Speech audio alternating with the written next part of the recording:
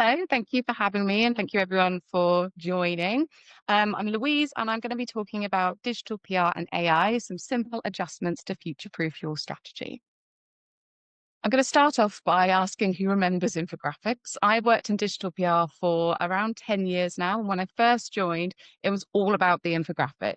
They were really popular. They did really well with journalists. You got lots of links from them. They were digital PR gold until they weren't, until they kind of fell out of favor. People moved on. They wanted different things. And the reason that I'm bringing this up is because digital PRs are very used to things changing. So that could be the media landscape. It's incredibly volatile at the moment, so we have to adjust to that. We're digital PRs, so we're thinking about what Google wants and what the kind of links they need, and that changes as well. So we have to adapt to that. At the moment, I think a lot of people, the thing that we're thinking, okay, how do we adapt to this is AI. And it's been, widely spoken about. And I think, it's kind of reaching that point where it went from the early adopters talking about it to kind of people in the pub and your mum even like dabbling with ChatGPT or something like that. So it's understandable that people are thinking, okay, what are we going to do about this? And if you work in digital PR or you're kind of SEO adjacent at all, you're probably thinking about AI in these kind of ways. You're thinking about the LLMs, so something like ChatGPT, but also Perplexity on Claude on a smaller scale. But the places and the AI platforms where you can go and perform a search and, to be honest, get a pretty decent answer back. And you're also probably thinking about Google and the AI overview. So when you kind of go in and perform a regular Google search now, more often than not, you will get an AI overview, which basically tells you the answer without having to navigate to anywhere else on the internet. And I just wanted to include a couple of stats right at the beginning, and just to put a few things into context, because I think it's really important, because it can feel quite a panic-inducing thing to have such a big change and have everyone talking about what a seismic thing this is. ChatGPT has an estimated 37.5 million searches per day, and that's an estimate by SparkToro. That is a huge number, especially considering how new ChatGPT is. So that is incredibly impressive. And as I said, I think it's starting to reach that point where just, normal people, probably our friends and not just us, are using ChatGPT and playing around with it. But it's important to remember that there are 14 billion searches a day on Google. So those numbers are vastly different. The number of people performing searches on ChatGPT is such a tiny, tiny percentage of the search market in general. And I think that's really important to bear in mind at the moment. And you might be thinking, okay, well, there's 14 billion people searching on Google, so we should be worrying about the AI overview, right? And that is correct. It should be very much on your mind. You should be thinking about it, considering it. It is happening. It is here. However, it's not always correct. So this is an AI overview about me.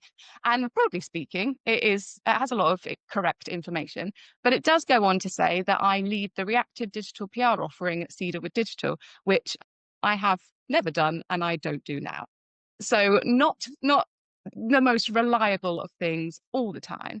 And I think, you guys will be plugged into this, that you will see every other week a new story about how AI overviews are wrong. So that might be that they're wrong in a funny way, like the fact that you can put in an idiom that doesn't exist and Google will tell you very, very confidently what it means. So for example, unfortunately, you can't lick a badger twice isn't an actual idiom. But it also can be really like serious things that they can give incorrect information on. And it's not a great user experience. And it's not to say, oh, just forget about it. No one's really using ChatGPT and, AI overviews are sometimes wrong. That's not really my point. But I think it's very easy to get swept up in this kind of like hype cycle of it's all changed, throw out everything that you've done before and replace it with something new.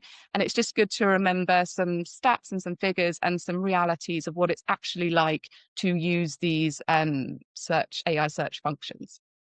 However, if someone is researching a topic on ChatGPT or they are using an AI overview and they get a good answer, you would far rather be there than your competitor as a brand. And that is completely understandable.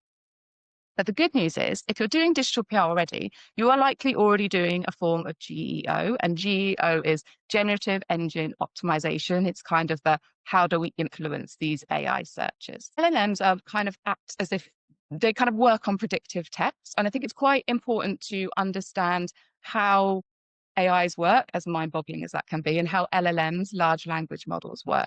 LLM would be how you would describe ChatGPT, for example. So if we knew with Google that links were very important, and that's how you could kind of help to gain rankings for your brand, having other websites linking to you. With LLMs, it is much more acting like predictive text. So if you imagine you're writing on WhatsApp or on iMessage, and that kind of guesses your next word, they are guessing your next word based on what you previously have put into your text messages, and also just generally how text messages work and how language works and the information they have on that. They're kind of just thinking the next likely word is X.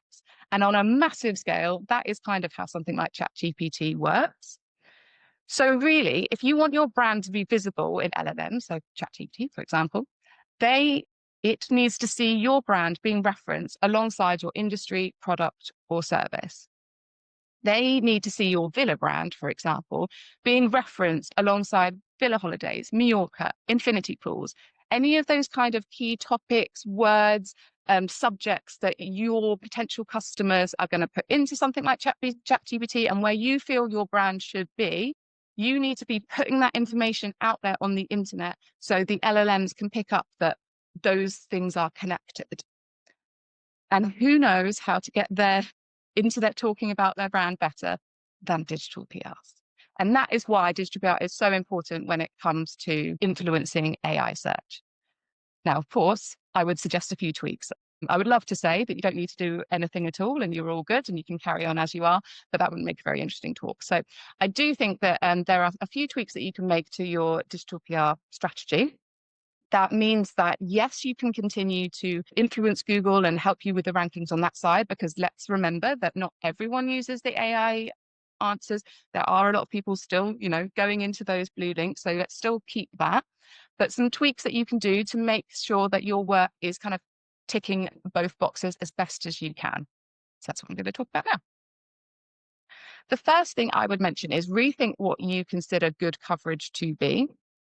So ChatGPT and other LLMs can't actually see some of the coverage that you probably think is top tier. The New York Times and Financial Times, for example, you might get coverage on one of these websites and it will make your year for your brand, because you're like, this is the absolute pinnacle. I can't believe we've done it.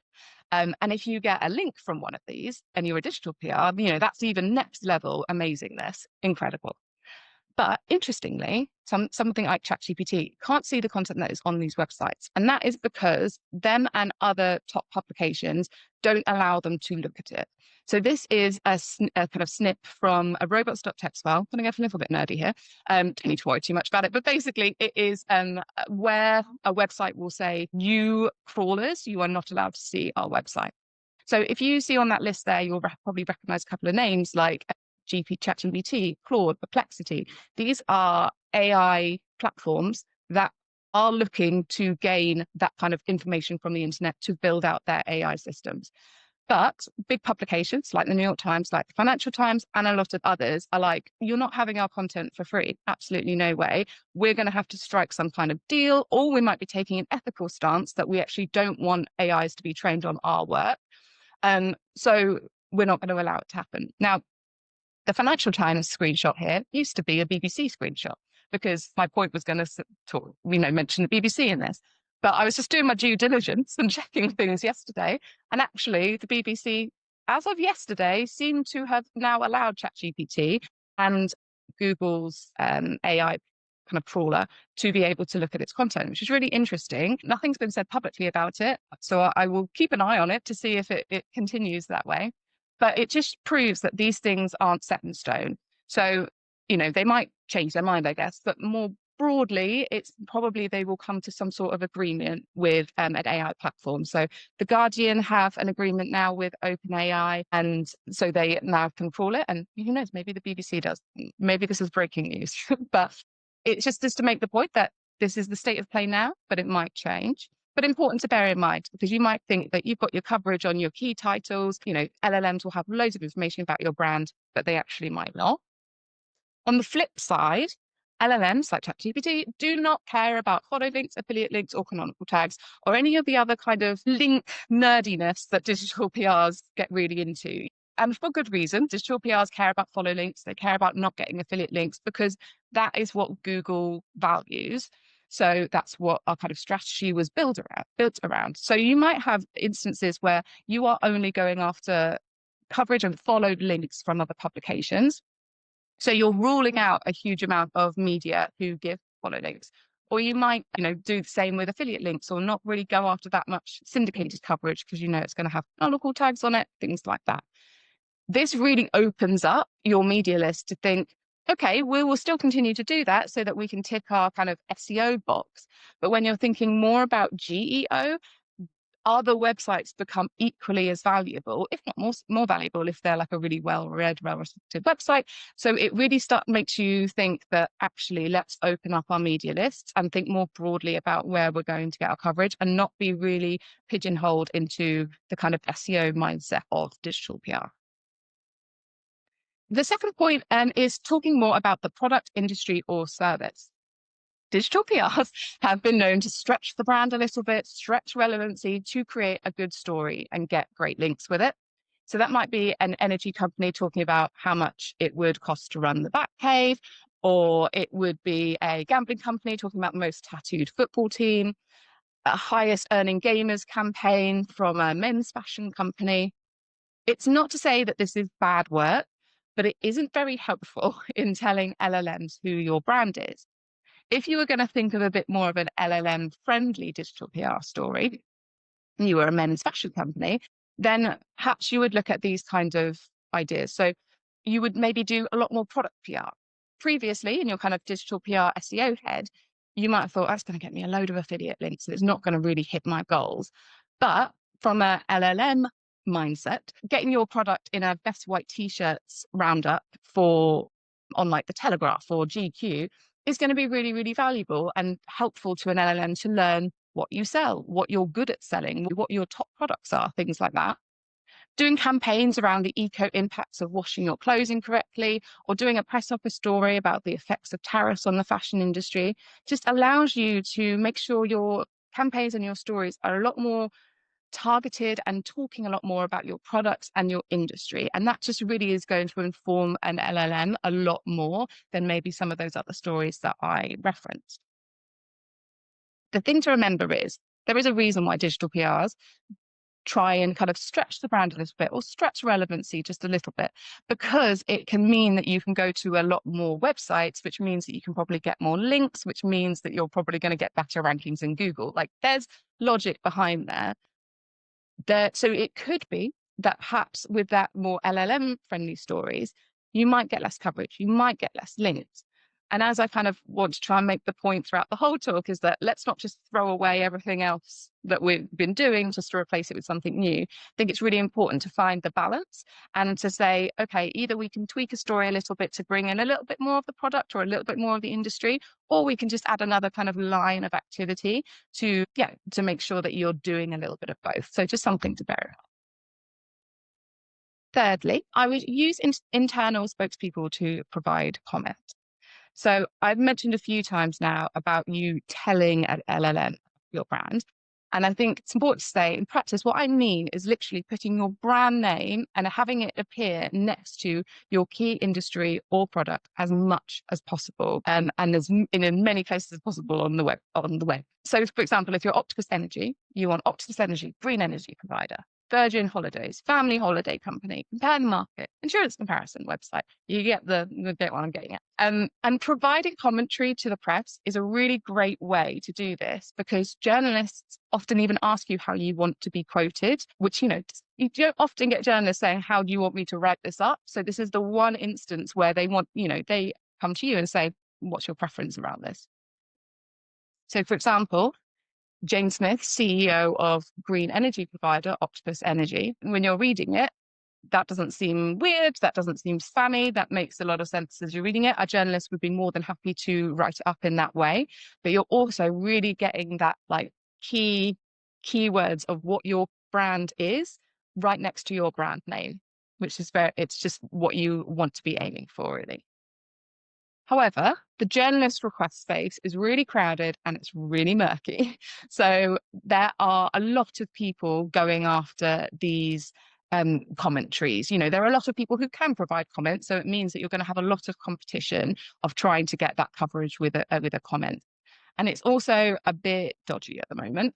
There was a recent article which spoke about how people are using AI to, giving it a bad name, using AI to come up with fake experts, really, who are saying whatever AI wants to say about various different subjects. So, and some of them, were health related things, which really isn't good. 100% not recommending that tactic at all. Very unethical and bad.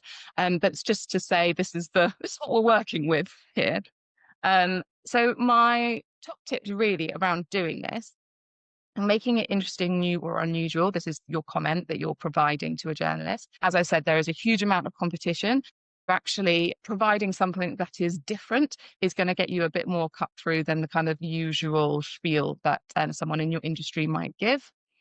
Have your spokesperson available to verify over the phone. So the screenshot here from Rosie Taylor, who is a journalist, she is talking about the issues with these kind of fake AI experts, how she's experienced it firsthand, and is saying that basically the real only way that she can verify experts now is to speak to them over the phone. So that is something that I think you need to prep your spokesperson for, to make sure that they are aware that, actually get that cut through and prove that they are a real person, which is a mad time, really.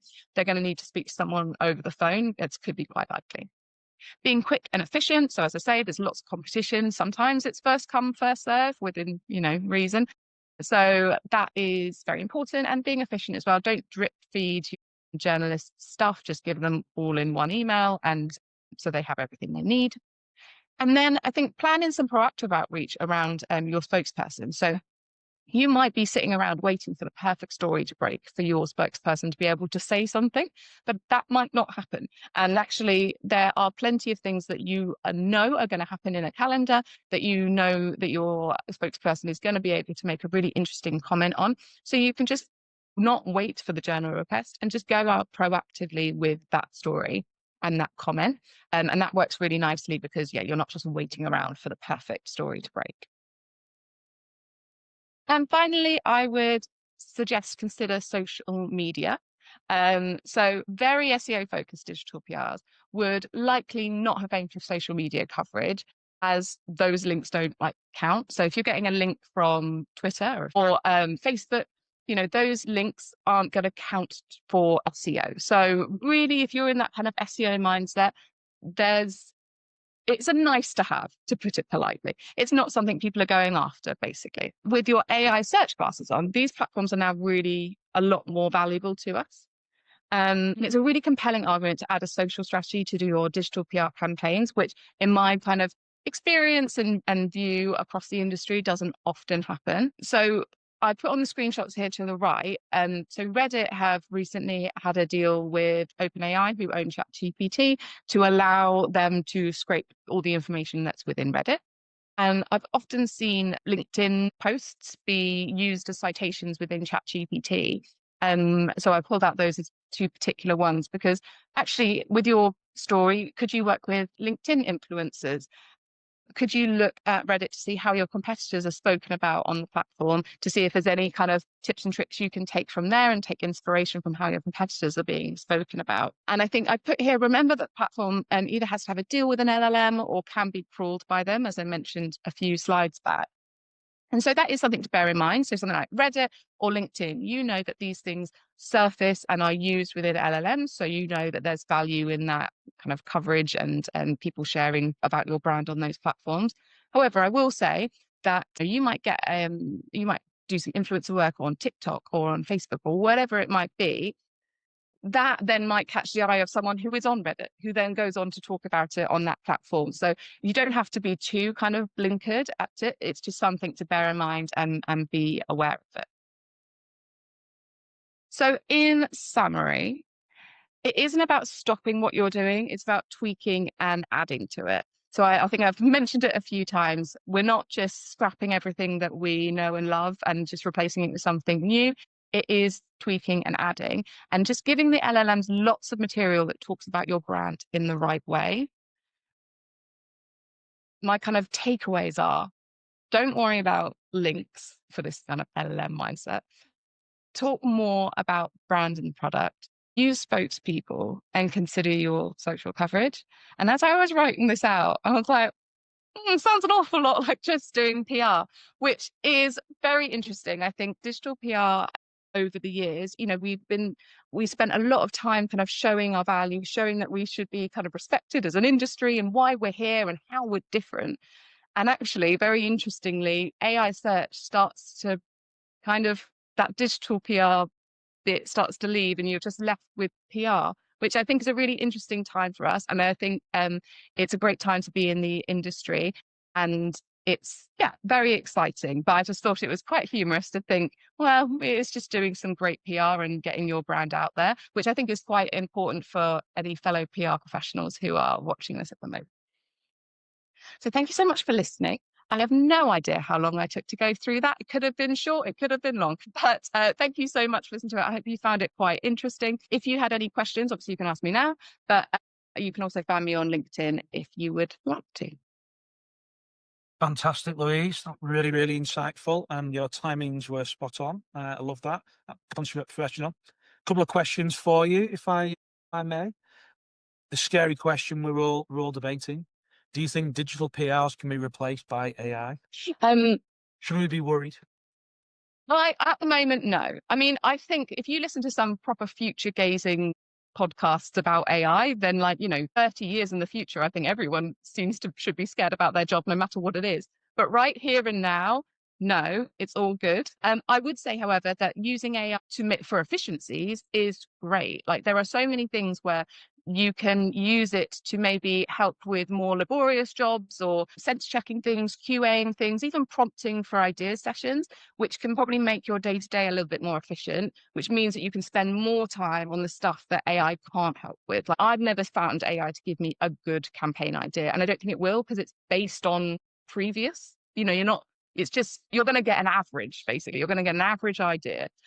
So I think there's a lot. Yeah, I wouldn't be too concerned right now, personally. Good, good.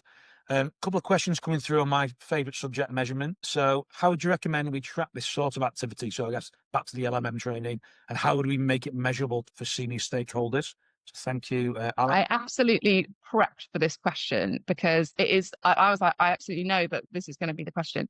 Right now, measurement of AI or AI search and ChatGPT is really tricky. And I think I spoke with someone else who's an expert in our agency about it, and he was like, "You've got to get at the moment comfortable with not having all the answers to it because ChatGPT doesn't have a analytics function. There's no reporting that it can give. There are lots of there's some tools out there who maybe say that they can help you with reporting, but they don't know the real data.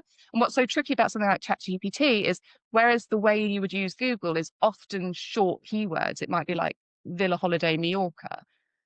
ChatGPT is not like that. The way people search is, you can get your whole life story to ChatGPT and base other search on that. But it's very hard to do that. So reporting is really tricky, full stop. But what I would suggest, in very simplistic terms, is if you've got a few core things that you're like, our brand should, and we want it to appear for these kind of things, is do your kind of manual tests, like and monitor it and see how things are changing. And it might be that your brand, doesn't appear immediately. It's important to remember that something like ChatGPT has access to the internet, but it also kind of every 6 months refreshes its knowledge. So sometimes, again, we don't 100% know. Some things can come back quickly, some things take a while. So you can do your own manual searches. I'm always keeping an eye on different tools that say that it can help you with the measurement of this kind of stuff. But right now, I've not found anything that's actually decent. And what you can also see, though, is if you get any traffic from ChatGPT, you can measure that in Google Analytics. So on your brand's website. So if you can tally that with some of your PR work, that might actually be helpful as well. And depending on the business as well, if it's a B2B business versus B2C mass audience, if it's a smaller sales pipeline, you might get some anecdotal feedback.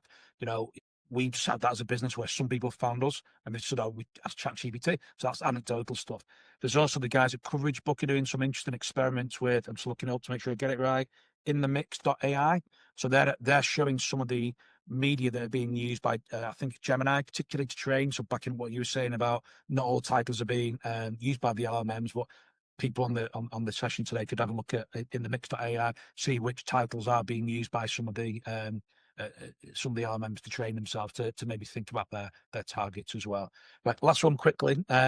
Someone said, should companies who are using AI as part of their workflows revise their sustainability policies? Because for those that don't know, using AI uses a huge amount of water for every kind of search. So I guess that's where this is coming from. Yeah, I mean, I think like anything as a business, you need all sorts of energy to function and things like that. I know I'm not there's actually someone in my business called Sam Zindel, who's the MD, who would be the perfect person to get a great answer from this. But I know in general, like when it comes to our B Corp policies and things like that, it is around kind of making the best choices as possible when it comes to that kind of stuff, and like offsetting various things as well. I know that we do a lot of that. We're around planting trees, and I would say in terms of sustainability around it, it's you know I wouldn't be massively encouraging a lot of kind of willy-nilly usage of it. Like it is using it for good reason in the same way we use electricity for good reason and stuff like that. So having that kind of mindset as well. But in terms of sustainability policies and things like that, I'm probably not the best person to ask, but it's a very valid question, which I think a lot of people are talking about at the moment, and like the public are talking about, like with all those AI images that people were sharing on LinkedIn, it really started the conversation. So it's very new. So people are working out this kind of thing. So I don't have a perfect answer for you, but it is a good question. Thank you, Jono, for the question. I think it's a big question and put you on the spot there, Louise. So that's, That's all right. and it's not your, Yeah. and I think that's going to go back into every agency or business's sort of ESG sustainability policy. And maybe if there's scientific data behind you, move to carbon zero, etc., this would be factored into some of those measurements. But thank you so much. Really informative. Absolute pleasure to have Louise. So thank you from me.